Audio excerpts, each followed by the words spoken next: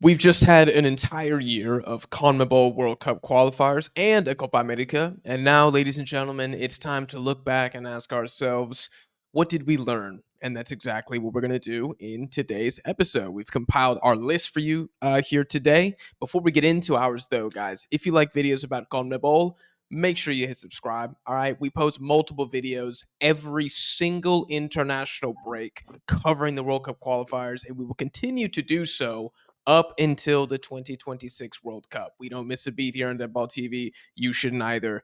Make sure you guys subscribe.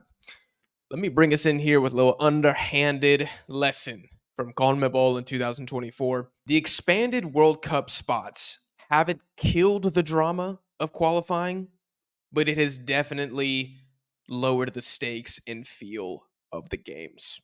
I think that we could be potentially looking at one of the most epic World Cup qualifying cycles of all time had we been on the old format where it was 4+1. But now with the expanded spots, it feels to me a bit lavado, a bit washed. You know, I had this metaphor that I wanted to use. Please allow me to do so. I feel like the difference between the current CONMEBOL World Cup qualifying cycle and the ones of the past is like watching Game of Thrones versus a Spider-Man movie, right? Like at the end of the day, Peter Parker gonna pull through. You know what I'm saying? Like he might he might be in some tough fights. He definitely getting his ass kicked sometimes. We've all seen the Green Goblin one. But at the end of the day, Spider-Man is him. And he ain't gonna die. All right? I don't care how many different Spider-Men they pull through the Spider-Verse, he ain't gonna die. All right? He got the plot armor. He got the plot armor. And it feels like now we got the plot armor. Versus in previous cycles, it was like Game of Thrones. Everybody could get it at any second.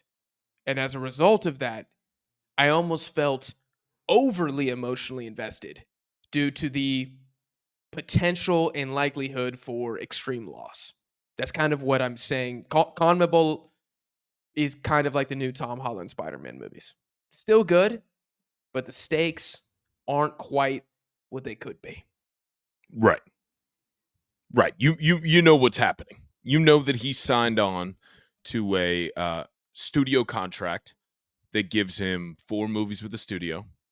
And you already know that 2 of those are going to be Spider-Man movies. So you're like, I don't give a damn what's happening in this Spider-Man movie because I already know he's showing up for the next one. I understand that. I can appreciate that. Who is Spider-Man in this scenario? Is it Ecuador, Brazil? I think it's Argentina. Here's the thing, though. Argentina wouldn't have had an issue regardless, you know? Oh, I guess that's kind of what I was trying to say. Hold on. Yeah. No. You bringing up a good point because much like Game of Thrones, you don't know when your boy's going down, and Argentina almost didn't qualify for 2018. I think we had some problems during 2014. It was not looking good. Yeah. So there was risk there. I feel that. But it feels I like what you said. It's lavado. Lavado there at the end. It's just it's rinsed out. It's rinsed out. It doesn't feel as meaningful as precious whenever you make it in there. Now, what we do get is we get a bang up Spider-Man movie. We've got a lot of guys on top that haven't been on top in a while. And what? Brazil's sitting at 5th. So what does that mean? That means that I don't know. Captain America just got his ass handed to him by the Green Goblin. So now Spider-Man's that is the example. That is, right? Yeah. Because old format, Brazil's going to the Intercontinental Playoff right now. Yeah. Which is mental. Mental. But now it's like they've been diabolically bad for Brazil standards, and they still good. Like they should be punished for that. You know what I'm saying? They should. Yeah, no. Brazil's worst qualification cycle in memory. Yeah, watching them, they should be punished for this. They should be punished for this, and there's no reason that Paraguay should be, one of the first men out in this new and expanded version when they're having some of the best performances that we've seen over the course of the last, 4 or 5 months. Yeah. Well, just a quick fact check. As things stand, Paraguay would be in. Oh, are you talking on the old format they'd be out? Yes, I believe, Okay. right? Because that would take away 2 spots, 3 spots. Correct. How many? Correct. Correct. I said If 2 you are in numbers. sixth Wow. place, you're gone. All right. Sick. Okay. You know what? That brings me to one of my other lessons that I learned. It takes a lot less time to build up a national team than you would expect. Okay. Say more. Paraguay has Alfaro, and he has coached 6 games. He's won 3, and he's drawn 3.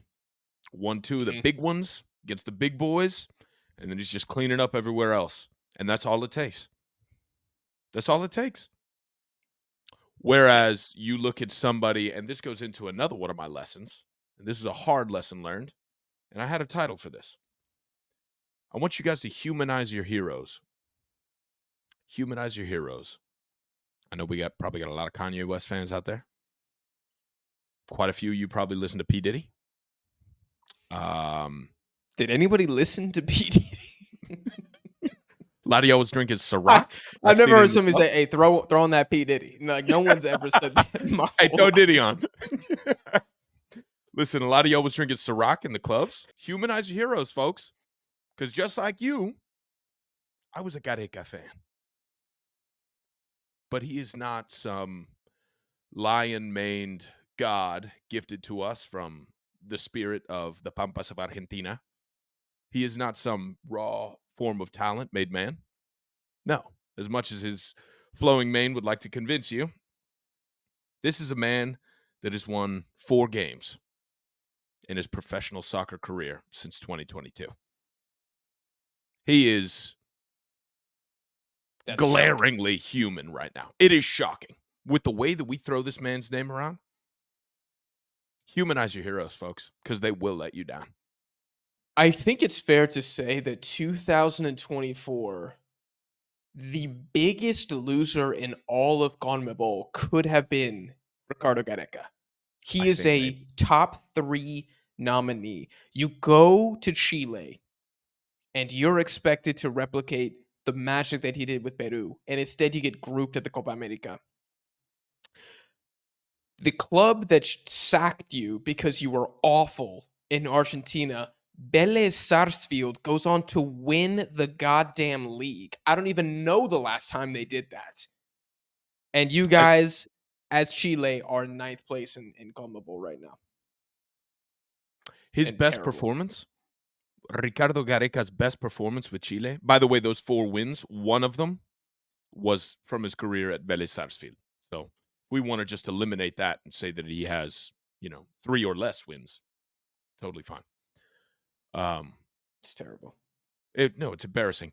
What was I going to say? I was going to say that, His best win. his best win was the loss against France. Can we say that? I think The there's a 3-2 case to be loss. made.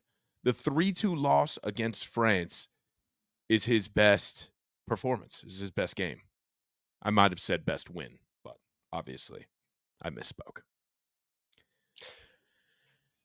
For me, it's got to be beating Venezuela recently. Just because Chile scoring 4 goals again is. I mean, we haven't seen that since Gareca's first games in charge. It But took him like a full year to find that form again. would you say that that is his excellence? I didn't watch this game, or maybe I did and I don't remember it. Would you say that that was Chilean excellence, or was that Venezuela flopping? It's 50-50. 100% 50-50. Okay.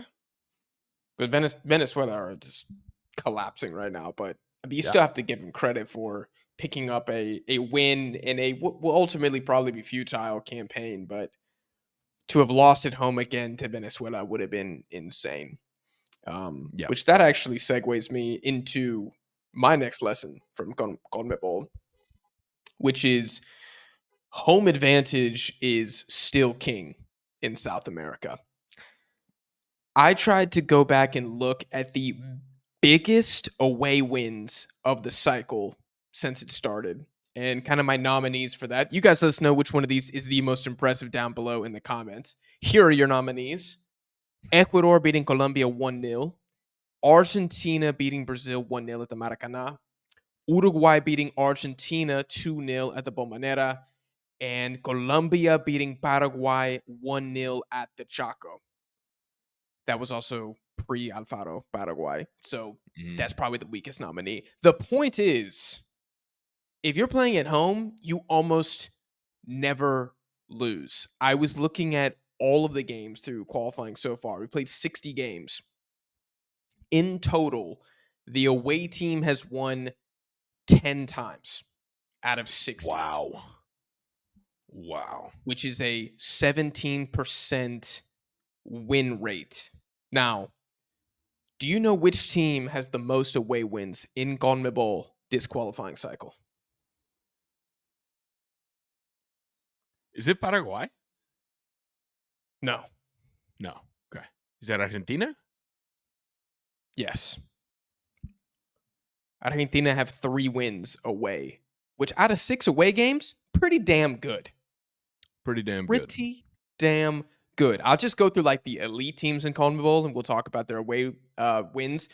Argentina have 3, Brazil have 2, Ecuador have 2, Uruguay have 1, and Colombia have 1. I'm shocked. I'm Yeah. shocked by that. Yeah.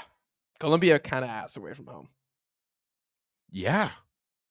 That's embarrassing. They must have a lot of Mhm. draws, I guess. Yes, mostly draws. You know what? That ties in really well to my next one, and not to breeze over this, but you said about home advantages. And I mean, the most broken home advantage, I think we've gone over this a few times, is Bolivia, right? Correct. Now, my next point was that defense is king. Defense is king in Conmebol Mm. right now. It hasn't always been like that, right? I think South America is known for attacking prowess, right? But let's take a look at Conmebol here, and I'm going to go by plus minus here. So goals for and Okay. against. The team with the worst allowed goals, and this is by 7 goals clear, is Bolivia. They've scored 13 goals and allowed 27. Now, Mm. they are still right there in the orange. They were in 7th place, so they got the play-in spot secured for now, whatever. They're in place for the play-in as it stands. They have the worst record, but they are not among the 2 teams out, right? So when I say the defense is king, you have to understand that though they have the most goals conceded, not at home. I want you Mm. in this qualification cycle, how many goals do you think they've conceded out of these 27 at home? All right, let's run this through. Argentina won 3-0. Mhm. Ecuador beat them 2-1. Um, Paraguay just scored 2, so we're up to 7. Did anybody else score away at Bolivia? Venezuela got pumped. Colombia didn't score. I'm missing one. That's it. 7. I think maybe Chile as well, with a 1-0 there at Oh, the Peru. very, very Was it beginning. It Peru? was Peru? It doesn't matter, but It it's doesn't matter. 7. The point is we're sitting at 7 or 8 goals. They have 2 losses and 1 draw at home and 4 wins. They play damn good defense when it matters, and it's got them sitting above Chile and above Peru and above Venezuela and breathing, well, maybe not right down the neck, but they're keeping up with Paraguay. And Paraguay has had some bang up performances recently. Not to mention, Paraguay, their recent return to form, what did that start with? Did that start with lightning fast goals and massive offensive performances? No, these boys still don't run it up. Uh-huh. And you could say, okay, well, what about Uruguay, right? They're a very offensive team. If Ecuador hadn't gotten the points taken away from them, Ecuador would be sitting above. And they, inside of the top 5, correct me if I'm wrong, have the least goals made. Yeah, Paraguay is the only team that has less goals with them that is currently qualified right now. Ecuador have 11 goals, Mhm. but they've only conceded 4, and they would be sitting above Uruguay at this moment if Conmebol were not a corrupt hellscape. So, shout out to Ecuador. Mhm. Money rules everything down here in South America. Money and then defense right after that. So, Guti Mhm. Romero, get well soon because we and Spurs need you. I just thought of another lesson off the dome while you were talking about defense winning championships. I think we learned that the Copa America in no way, shape, or form was a fluke. And the reason I say that is because three of the top four teams in the Conmebol standings right now made the semifinals. Sounds about right. Yeah. And the other team that didn't make it, Ecuador, lost on PKs to the champion Argentina. To the champion. Yep. Yep. Sounds about right. Sounds Man, about right. dude, it really sucks that Ecuador was on that side of the bracket because we could have gotten an Argentina Ecuador final. I think if you put Ecuador against Uruguay, there's a conversation to be had there. All right, another lesson here. We have a lot of Ecuadorians who follow the channel. This one's for you. Drop a like in the damn video. I think Ecuador in 2024 had more negative vibes in press than maybe any team except Brazil, because they're Brazil and they're down bad historically. But the way that Ecuador was covered by the media and by their fans and by fans of other nations, you would think that it was Ecuador, not Venezuela, currently in eighth place on 13 points. And so I'm not sure what the lesson is there. Maybe it's that despite having on paper positive results, there still may be the opportunity and almost the necessity for change by sacking Felix Sanchez and bringing in Becasese right after the Copa America. I don't know. What is the lesson there with Ecuador? Boy, my takeaway there is that you way too plugged into the Ecuadorian media. I will tell you that right now. That's true. But That's true. but I would say the takeaway there is that you've got a very, very vocal fan base, and they did have lots of turnover there. Let's not forget that Ecuador was just coming off of a change in the presidency, some financial struggles, a very, very public bid for Gareca that did not work out. Not because there wasn't interest on his part, but because they wouldn't pay him. But then they ended up paying somebody else a bag. So it was like an affront. They were in the middle of some very serious drama here. So I think, dude, the takeaway from that is that the people are getting their just desserts. Finally. Mhm. Finally, they're getting a national team that is being run at least to a modicum of its full potential. Yes, I think the lesson to take away from Ecuador for like people of other federations is just because things aren't going bad doesn't mean you can't change the head coach. You know, I'm looking at the United States men's national team. Just because you beat Mexico 2-0 in a Nations League final doesn't mean you have the manager who's going to take you to the promised land at the World Cup. And I think It means Ecuador it said, means don't settle. It don't means don't set. settle. Know I yourself, love it. know your Yep. worth. Know yourself, Mm-hmm. know your worth right Fire. there. Mhm. Yep. So we're If saying Ecuadorians have the highest standards of any group of people in the Americas. 100%. And if you know yourself and you hold yourself to those standards, you too cannot make the Guardians top 100 footballers in the world list. In spite of having, I'd say, 4 very, very notable world class. Well, I'd say 2 world class players. Yes, you too can have a generational talent ranked below Kai Havertz in the top 100 footballers of the year. You can have the unanimous top 3 CDM in the world football be completely disrespected by the Yeah. mainstream media. Yeah. Wow. So next time you feel like settling, just take a long look in the mirror and ask yourself, if I was Ecuadorian, what would I do? You know what? I don't really have evidence for this, but I think that another lesson that I've learned, at least that I'm firmly believing, is that the coach matters a whole hell of a lot more than like star players. And I don't know why I've never put that together, but I think it's one thing believing that and another thing seeing it. You know? Hmm. Like, I mean, let's think about it. Rodrigo De Paul, we were both kind of in agreement that he doesn't deserve to be inside of the top 100 players in the world, right? But he's a World Cup winner, a back-to-back Copa America winner, key in the Finalissima, right? He's basically been essential to that team since we saw them play against Mexico in San Antonio 5 Correct. years ago, you know? Correct. I guess what I'm saying here is that while Argentina has stars, 80% of that is probably Scaloni. 70% of that? Man, Argentina is a unique case because I think can I drop my lesson, which is almost Go ahead. hand in hand with this one? Sure.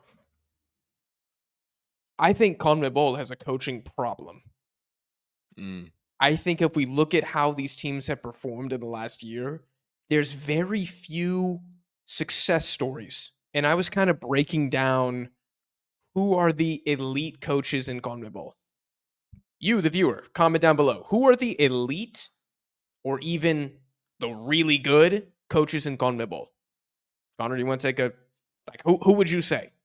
You're talking best honestly, coaches in the federation.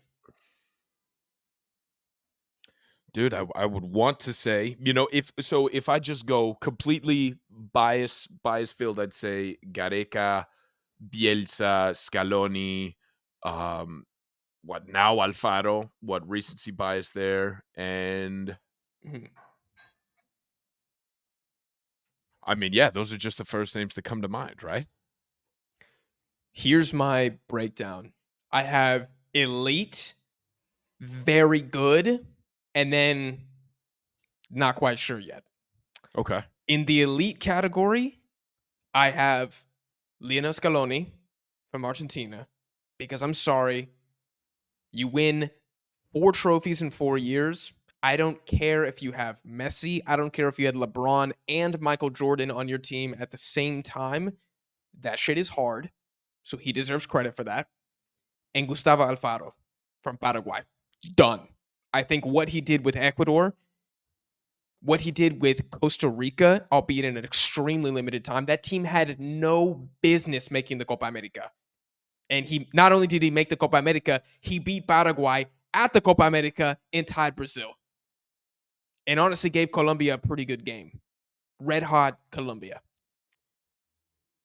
Under that, in the very good coaches category in Conmebol, I have Nestor Lorenzo from Colombia. And this one's a bit of a hot one, maybe. Is he elite? He's certainly really good.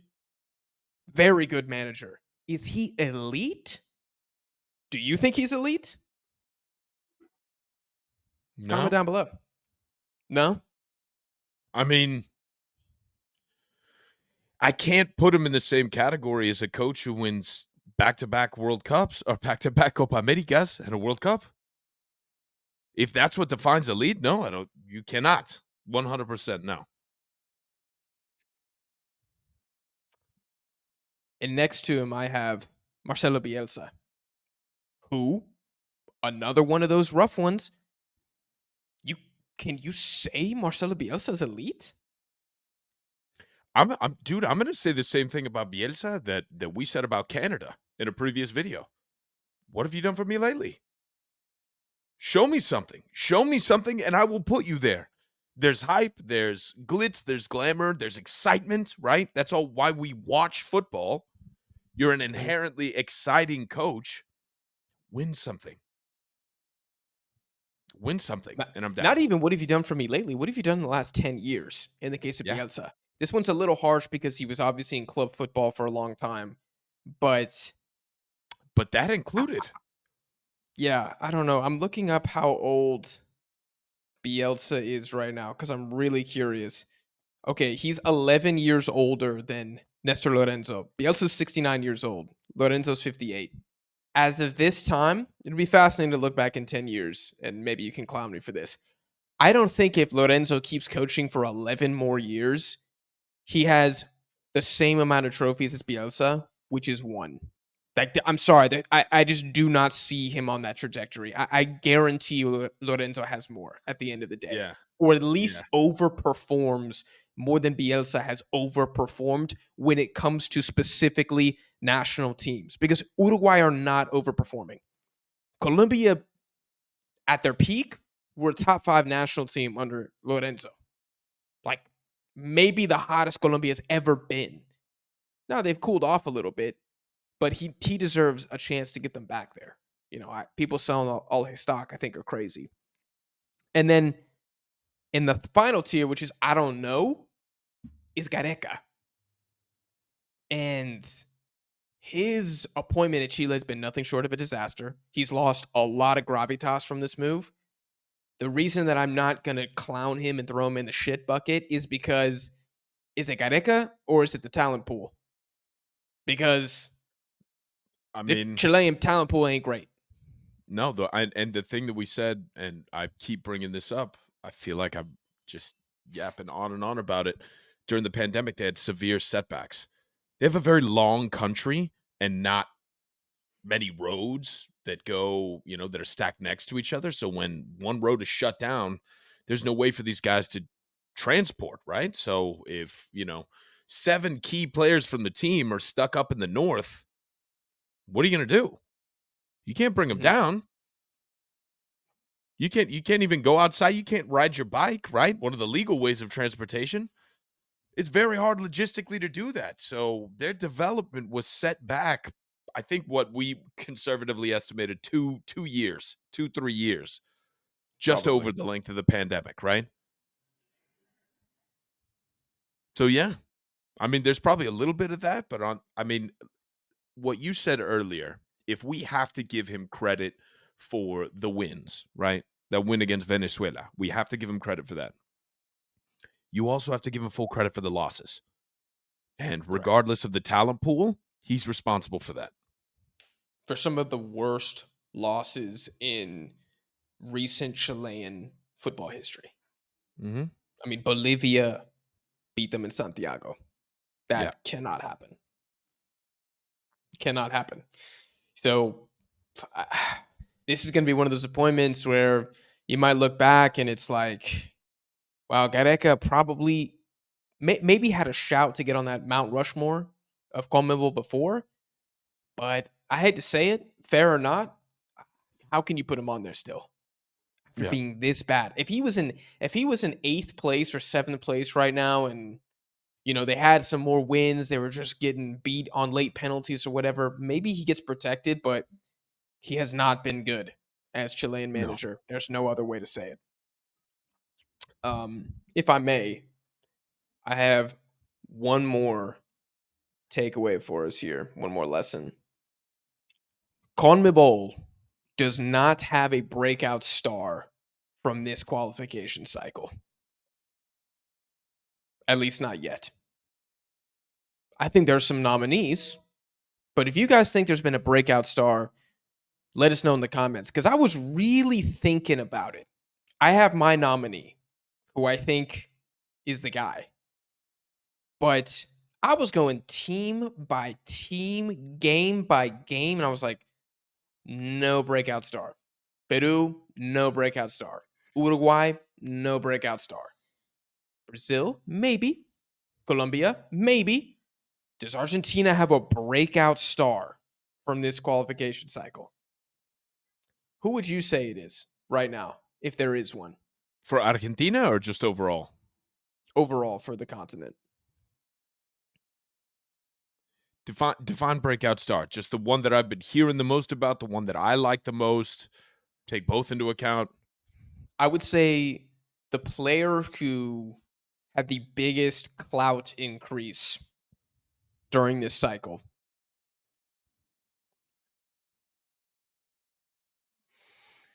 Not including Copa America. You can include Copa America. All Sure. right, then I'd say James Rodriguez.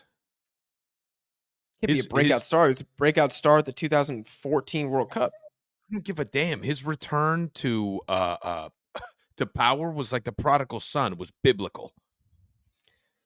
I I had hear what you're I had saying. written him off for dead. I thought he had retired, and then the man comes back. In that respect, sure. I would just call him the comeback player of Conmebol, but you can't say he broke out. I mean, the man played for Okay. Bayern Munich and Real Madrid 10 years ago. Yeah. So if you want to say feel good story of Conmebol, James Rodriguez, who by the way looks like he's headed to Liga MX, that's Yeah. totally fine. But breakout star, he doesn't qualify. In my opinion, there are only 3 really good nominees for this award. Luis Enrique from Brazil, John Duran from Colombia, and my pick, Bolivia's Miguel Terceros, who in just 6 games with Bolivia this cycle has 4 goals, which is insane. Buckle your seatbelt though. In the 6 games that he's played for Bolivia, they have 4 wins, 1 draw, 1 loss. And he has how many goals? 4 goals in those 6 games. So in 6 games, he was able to do over half of what Vinicius has been able to do in 3 years? He has equaled Vinicius' goal output with Brazil in 6 games with Bolivia. Interesting. I think it's him, bro. That's my pick. Good for him. Good for him. Good for him. I want us all to reflect. Has any Bolivian player ever had a better record in a 6-game stretch? That's insane. Yeah, this guy might be making history here. Correct. My God. Shout out Bolivia. We got to keep Shout our out eye on this Bolivia. guy. He's scoring Yeah, bangers too. That's not to take away from my boy John Duran. Duran. Correct. Excuse me. Duran. Duran. Durango. Duran. John Durango. Like the truck? Yeah, pretty much. I don't know. I'm sure those words originated from the same Latin word at some point. Durango and Duran. That's what I'd be yelling when he makes a fast break for Aston Villa. Yep. There Duran, goes go! Durango. Go, Duran, go! Hey, that's my boy. Nah, he's a good nominee, but he's only got 2 goals in the cycle. Yeah. And now He's the majority of his work is being. I mean, look, he found his confidence. He found his shooting boots over here in South America, and now he's doing well in the Premier League. You know what I want to bring up just really quick? I know this was kind of our sure. stopping point, but do you remember when we thought that the breakout player was going to be Darwin Nunez? When we said he could theoretically do it, he could beat Luis Suarez's record for goals scored during a qualification cycle, but he had to score in every remaining game except for 2 or something like that. And it's He been needed like like 4 6 and games. 5 or something. Something like that, yeah. It ain't happening. It ain't happening. No, it ain't happening. 100% ain't happening. I thought you were gonna It was say, remember when we thought the breakout star was gonna be Kendry Páez from Ecuador? I never thought that. You never thought that? I never thought that. Maybe I do Nah. read too much Ecuadorian propaganda. That's You probably do true. read too much. Yeah, no, Kendry Páez. Yeah. No. We saw him at the Bombonera, and I was like, nope. Nope. Yeah, he was No. trash in that game. No. Yeah. No, you got clamped. I give it embarrassing. Clamped. Oh, Who'd he yeah. get clamped by, Jack? Who'd he get clamped by? You probably want me to say Advíncula right now. Yeah. But the fact is, he got cleared by all 11 players for Boca. Like, there wasn't even like he did nothing. I was like, "Yo, this is not good." Hey, the Peruvian Prince is one of those players, so Of the generation that Gareca built, like the pyramids of old. Yeah, that it's just crazy. I think if you would have made a who's gonna break out in this cycle versus who has, I don't think anybody's top 5 matches what it looks like now. no. Nobody says John Duran Nobody said or a John Bolivian. Duran. No. Are you kidding me? No, You absolutely you not. could have given me 20 players to pick, and I wouldn't have a Bolivian wouldn't have cracked. We could have polled every South American country to make a top 100 most likely players to break out at the 2026 Conmebol qualifying cycle. And in the top 100, there would not have been a single Bolivian. Probably. Probably. Yeah, so I think massive dub to that guy, who's at Santos, by the way, which is pretty exciting. So I don't know. Maybe we're about to see a Shout out. Bolivian superstar. Yeah, Maybe. I'd be yeah, here for that. My God. I'd be here for that as well. I mean, it's about damn time, dude. It's about damn It's time. about damn So time. I'm happy for Bolivia. Kind of crazy Ecuador, despite being extremely good, don't really have a breakout star. Like I couldn't say William Pacho. Maybe Nope. Pacho. I was kind of thinking he was maybe the one, but That just plays into it, dude. We're looking at good systems here. You know yeah. what, dude? This is looking like the NBA. Excellent systems and good coaches are taking precedent over superstars. And the nonstop 3-point shooting. And the nonstop 3-point shooting, which is just I don't even know. What is that? Fullbacks. Yeah. I sometimes I equate the nonstop threes to the Premier League's just insane pace of play, where it's like the midfield isn't even used half the time because it's just send that thing long and run. Just go. Yeah. Yeah. Yeah. It's slow buildups, not really a thing with most sides, which maybe we'll have a separate video about that another time. We're gonna have our friend Hayden come back on the channel for a little Prem mini topic episode for you guys. So in order to not miss that, and to not miss all the other Conmebol content dropping here on Deadball TV, make sure you guys hit subscribe down below in the comments. Let us know what was your biggest lesson learned from Conmebol last year, player, team, or federation. We don't care. We hope you guys enjoyed this video. If you did, drop it a like. If you're listening on streaming platforms, give the podcast a 5-star rating. We have 98 reviews, which is awesome. I thought we were on like 40, but we're on 98. So if 2 more of you could leave a 5-star review, that'd be much appreciated. And we'll see you guys in the next one.